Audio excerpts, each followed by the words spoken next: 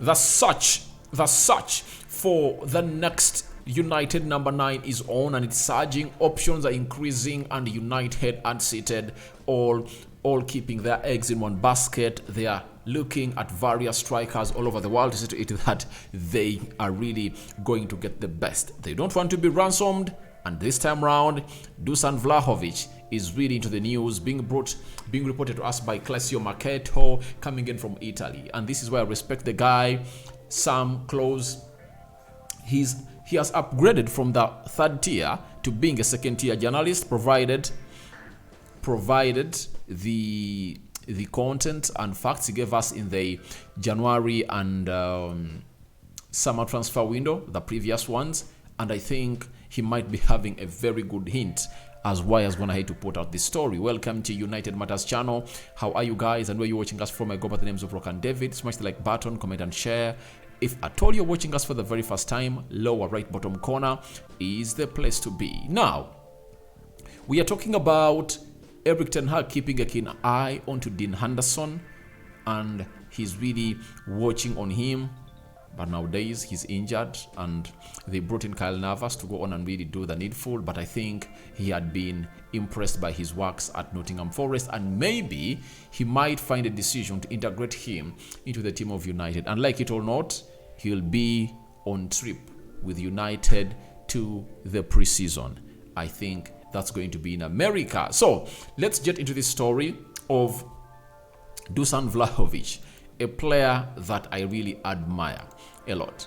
Now, we've been told by Clesio Marketo from Italy that Manchester United are in front row to sign Arsenal target and Jesus forward and Juventus forward Dusan Vlahovic.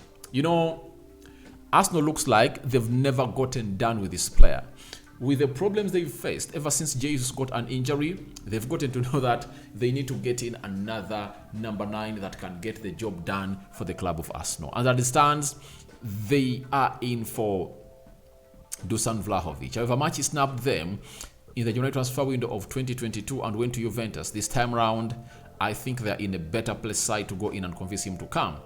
But United are also in the front row because they believe they can raise that amount of money. They have so much to offer to the player. And when you look at the galaxy of stars that really reside at Old Trafford, I think United is going to turn into a more attractive team than any other team in the Premier League. Do you know why? If we get back to winning ways with Erik ten Hag playing beautiful football, then these stars will always want to come to a club like Dusan Vlahovic. He'll weigh in through that they're having De Gea, Varane, Casemiro, Marcus Rashford, Bruno Fernandes, Jadon Sancho. So that is also a factor. You remember those days when Madrid used to be having very many Galacticos. Do you know why it was easy for them to really attract players? Because they had the best players in the world that every player would love to play against or alongside. So I think United are really having an edge. And Clesio Marketo telling us that we are leading the rest of signing Dusan Vlahovic from Juventus. I would love that. And I've always told you that Harry Kane is good, but his age is the hindrance for me. Victor Osimhen is good, the price tag of £134 million. Benjamin Sesko, Goncalo Ramos, and Dusan Vlahovic. Those are my 3 strikers that I wish we could get. Amongst all those 3, the most proven one of all is Dusan Vlahovic. And for my case, if Ten Hag gets in Dusan Vlahovic or Goncalo Ramos or Benjamin Sesko, I'll be okay, because any of those 3 are really in the direct bracket or age bracket that fit the profile of Erik ten Hag. Dusan Vlahovic is 22 years of age. Benjamin Sesko is going to make 20. Goncalo Ramos is 21 years of age. So we need that striker who is going to be at the club for the next 6-7 years.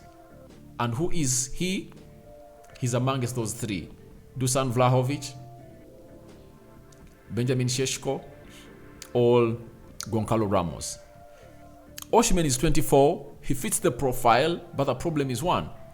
They are selling him expensively, £134 million. That means for one player, our budget will be 100% eaten up. That's it.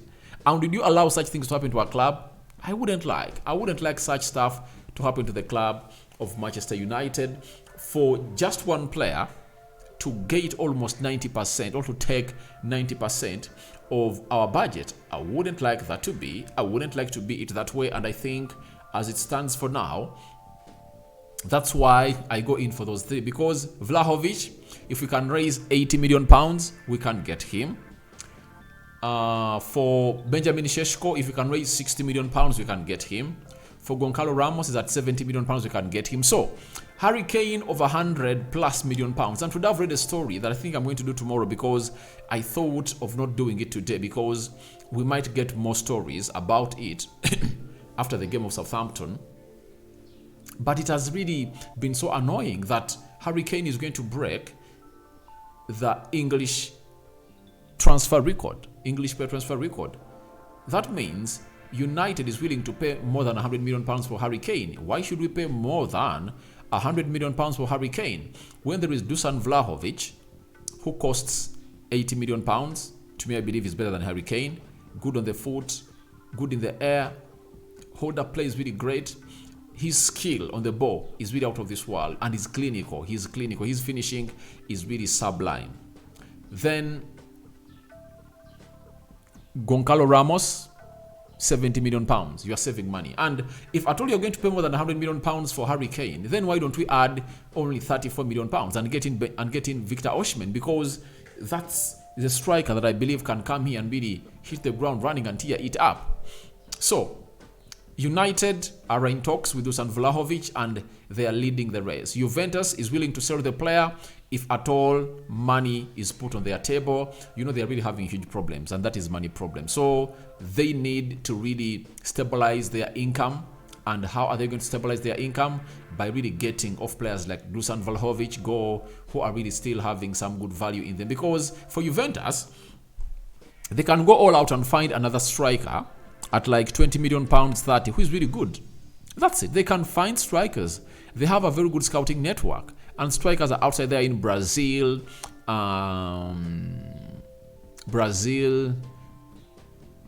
League One, and very many other leagues in the world. So they can really go ahead and really rest their case onto that. But we are waiting to see whether United is going to make that move. And in this international break that we are going to, trust me, we are going to hear a lot of news coming in from the agents and which team is going to go ahead and sign in for, because we are in March and we're going in April. That means the transfer window is really going to be up and running. And remember, the story of De Jong dropped towards the end of April. So we are getting into April, and so more stories are really going to drop from that side of the agents and the players, and expect us doing lots of transfer stories in all during the international break. Then a correspondent of United for the Times, he's known as Paul Hurst, has told us that Ten Hag is keeping an eye on the progress of Dean Henderson, who is on loan at Nottingham Forest. Obviously, he has to keep an eye on him. It's not news, but it is something that, to me, Erik Ten Hag wouldn't have been doing, because the stand of Dean Henderson is firm. You get? He confirmed to him that I can only come to Manchester United when I'm going to be the first choice goalkeeper. You get? He might go with him in the preseason, but the boy is really hesitant. He wants first team football as a goalkeeper. He's not willing to be an understudy of David De Gea. That is Dean Henderson for you. And to me, for I'm Erik Ten Hag, if I need another goalkeeper, I would have looked elsewhere. I would have started to look elsewhere, because it's not any more rosy. It's not any more rosy for Dean Henderson at United. He just needs to be cashed in. Going to this summer transfer window, when we have to sell to buy, he's one of those that we should sell us up. Get like 30 million pounds out of him. Then we chill. That's it. To me, that's what is running my mind. I see no reason as to why you should go ahead and really spend big and really keep a player who doesn't want to be at the club. And I think Ten Hag can't do that. I think he'll try to do the convincing job. But if he fails to convince him, then we'll have to sell him off. And I think that's going to be the best decision for Erik ten Hag. Now today, it's the match day. United is playing against... we are playing against Southampton, and he is the squad of United that has arrived at Old Trafford to get ready for the game. David De Gea, Tim Heaton, Butland, Diego Dallo, Aaron Wan-Bissaka, Lisandro Martinez, Rafael Varane, Malacia, Luke Shaw, Harry Maguire, Fred, Bruno Fernandes, Scott McTominay, Casemiro, Kobe Menu, Rashford, Garnacho, Pelestri, Wout Weghorst, Anthony, Elanga, and Jadon Sancho. No Martial, no Lindelof, no Sabitzer. So, those are the players that are really out. And the manager told us that Martial is going to return, but talked about the progress that they don't need to hurry him back because they believe that the mistake they've been doing was hurrying him back. For Sabitzer, we haven't been given a conclusive reason as to why he's really out, but the manager talked about him being injured. We don't know which type of injury he's really experiencing, but obviously we are waiting to see what is going to happen for Sabitzer. So, Lindelof looking like has got a setback, and I don't want to see Harry Maguire play today, guys. I don't want to see Harry Maguire play at Old Trafford today. But with Lindelof out, I'm smelling Harry Maguire starting against Lisandro Martinez. I'm just smelling that. So, let's pray to it hard that it doesn't come out that way because it will get me pissed. But the manager, Ten Hag, has thrown in certain quotes or certain statements ahead of this game of the Premier League.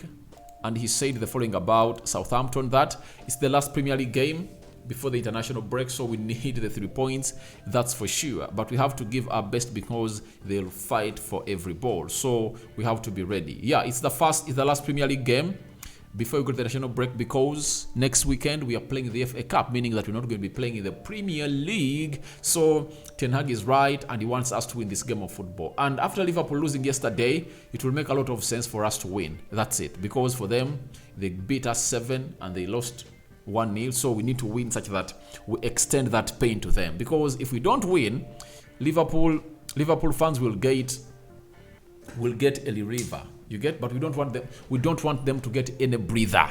We just want that pressure to continue and pile onto them such that they don't celebrate today, and Ten Hag is hitting about that.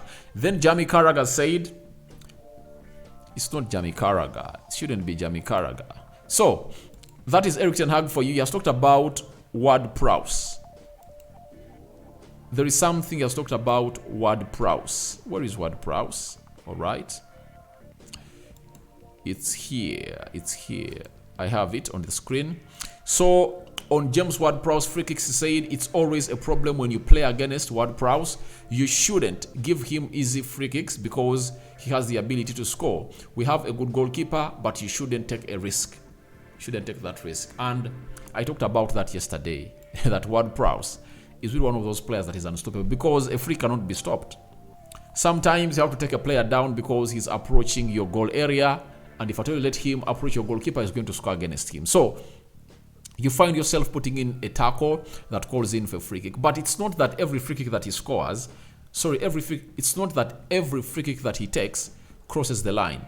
But he has close to 80% chances of converting that free kick depending on where it is. So around the 18 box area, we expect discipline to be highly maintained by the central defenders and the midfielders of United. So guys, thank you very much for watching in through. Rock and David is my name. We are going to the match day live. Like some 20-30 minutes. The team news is going to be out. I'm going to discuss it on this channel. So feel free to let me know, to let me in onto what you think about this beautiful game of football. United versus Southampton, and United leading the race for Dusan Vlahovic. Then your thoughts about Ten Hag keeping a keen eye on Dean Henderson. Should he get him back or not? All that into the comment section below, guys. I sign out for now. See you later, and may the Almighty Lord bless you abundantly. Don't forget to subscribe to this channel, guys. We want to hit 12,000 subscribers, guys. Let's continue, and I think I'm fulfilling my promise to you that I'm going to be live on a daily. And you saw me yesterday. I've been live for like 7 days on a daily, and we are not going to stop. We are not going to stop and I have to really bring you news and really get you discussions and tell you my answers and my opinions. I'm out.